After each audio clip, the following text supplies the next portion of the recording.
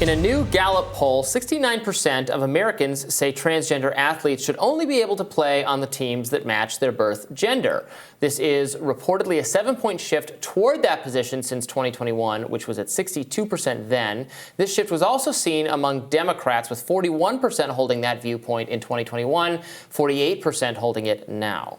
Also in the poll, 55% of Americans say that changing one's gender is morally wrong, while 43% consider it morally acceptable. When Gallup asked this question in 2021, 51% saw changing one's gender as morally wrong, and 46% said it was morally acceptable. Editor-in-chief of Gallup, Mohamed Younis, joins us now to discuss these findings. Welcome. Thanks for having me. Great to have you here. So tell us more about what you think were the big findings of this poll. Obviously, this is an issue we talk a lot on the show about, seems to really animate the conservative movement right now. Honestly, conservative media very much covering gender issues, gender controversies, athletes. What are the takeaways? The takeaways with this poll are certainly the two you mentioned, but also to keep in mind that this is a poll that also included questions about political and social identity. And we saw a relative high in Americans describing themselves as socially conservative. It's also notable that on both measures, both the moral acceptability and participation in sports, Americans are actually less accepting, if you will, than they were the last time we asked the question. So 55% of Americans currently say it's morally wrong to change one's gender, but only 39% of Americans say they personally know somebody who's told them, a coworker, a friend, a colleague, a family member, that's told them that they're transgender. So there's still the vast majority, if you will, of Americans still haven't made that personal connection. I think the other thing that's really important here is we see a difference in people's perceptions in terms of the acceptance morally, whether or not they know somebody who is transgender, having a more accepting impact. And that's obviously, we know that from just decades of social research. And all of the gay marriage statistics. And it's true with attitudes about immigrants. It's true here in the United States and really globally. It's a very common a theory in sociological research that if you know somebody from another group, you're more likely to have more positive views or a deeper understanding of that group than people who say they haven't. So we still have a lot of Americans that say they haven't met somebody. Right. But an important distinction is, despite knowing someone who's transgender or not personally, people are less favorable to this participation in sports aspect. And it is interesting that even Democrats, who are 7 in 10 say it's morally acceptable, 8 and 10 say it's morally acceptable, 7 and 10 say it's okay to participate in the sports, they're actually far less likely to do so when it comes to sports. Before we get to sports, I just want to ask you about the framing of the first question, the morally acceptable. Was there any question about whether or not Americans should be permitted to do it regardless of what other Americans think of it? Because the real issue here politically, right, is that there are laws being passed to prevent people from doing what they want to do with their own bodies in their own consultation with their medical providers. I wonder if there's any questioning that gets at that more libertarian conceit of whether or not people should be allowed to. I can sit here and say I might not think it's morally acceptable for families to make their kids be vegan or to beat their kids or any number of things, to circumcise their kids.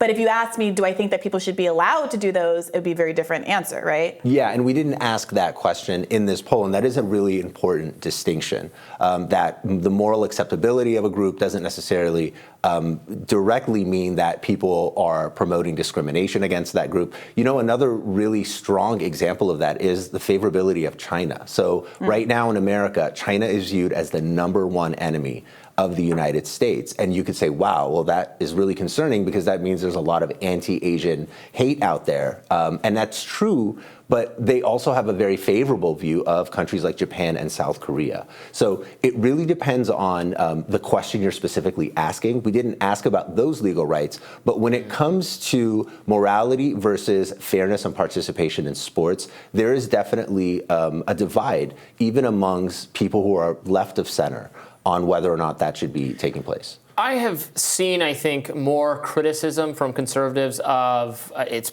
Pride Month of kind of just the LGBT category this year than I can recall in previous years. I think there had been a sense that the right, except for very ardent religious conservatives, had largely given up on relitigating gay marriage, things of that nature, except when it's still going to fight the cake baking case where it really clashes with freedom of religion and freedom of expression, maybe. But those issues were settled and won, and most Americans, even a lot of Americans on the right, agreed with that. Based on reading your poll results, my perception would be that the trans category and the sort of the disinterest in including them in sports that even many Democrats have, is that like dragging down the entire LGBT category, back toward levels of non-acceptance that were, have last witnessed back in the aughts? We don't see that in the numbers. So whether or not people are accepting of gay marriage, for example, is something we've been asking about for decades. Right now, 7 in 10 Americans support view being homosexual as morally acceptable, and even larger percentages support gay marriage. And we've seen huge shifts over just the past 30 years on those. So, as, again, going back to who you know and how it impacts your views, as more Americans inform themselves on what does it mean to be transgender? What does it mean to receive gender-affirming care? We know from other research we've done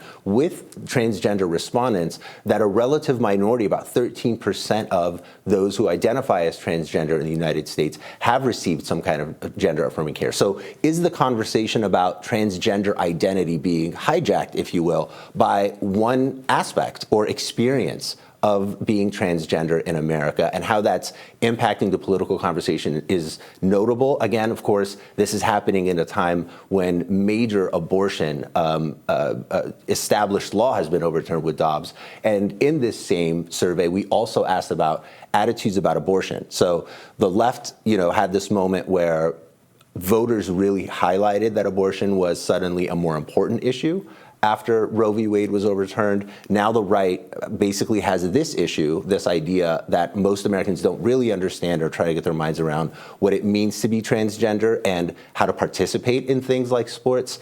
I think we're going to see both of those issues brought to the fore in this coming election. Yeah, I do think the point about kind of the scale of this and whether or not it's being hijacked or exaggerated in some ways for political reasons is an important one. There was that famous moment where Matt Walsh was asked in an interview, I think by Joe Rogan, how many transgender youth he thought existed in the country, and he predicted like hundreds of thousands or something like that, maybe even millions, and the real answer was something like 4,000, which brings me to the next question about the getting into the sports issue.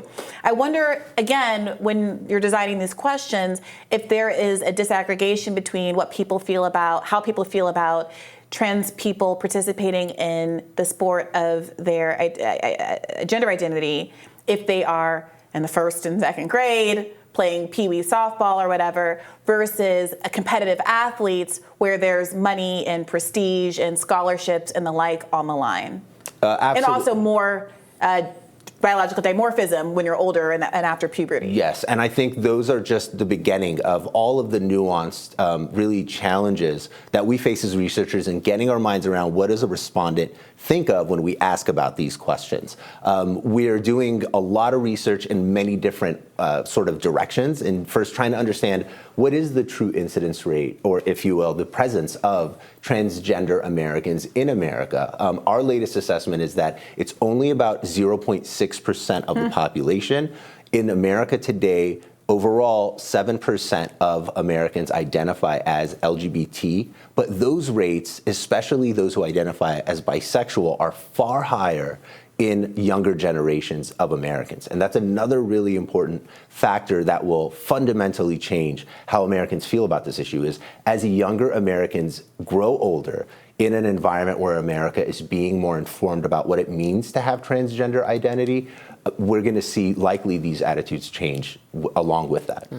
Yeah, I do think this is an interesting point, because so many of the laws that have been passed, there was an incident in a state out west, I think it was maybe Oklahoma, don't quote me on that, where there were local laws passed to prevent trans kids from playing with the gender of their choosing. And once they passed it, they realized that it was going to affect one elementary school-aged girl in the state, and everybody just from a parental concern perspective realized, what are we doing here? This is silly. Let her play on the soccer team. It's not hurting anybody.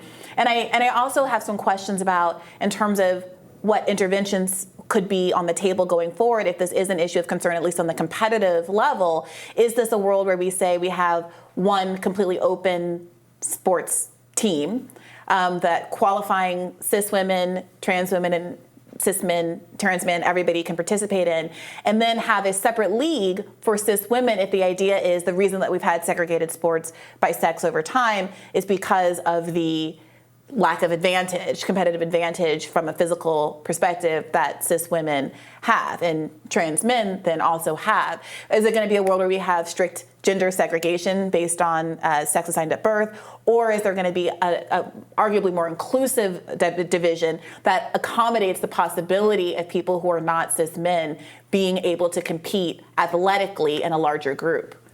I think all of those questions are obviously ones the country's grappling with.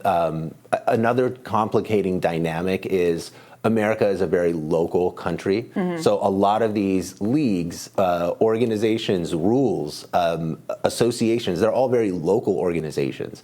And really a lot of the litigation, as you've seen, has been really taking those local decisions and challenging them at the state or at the national level. So really, the answer is we don't know. And really, a lot of it is still in flux. So the future will have to tell. Mohamed Younis, thank you so much for joining us. Thanks for having me. More Rising right after this.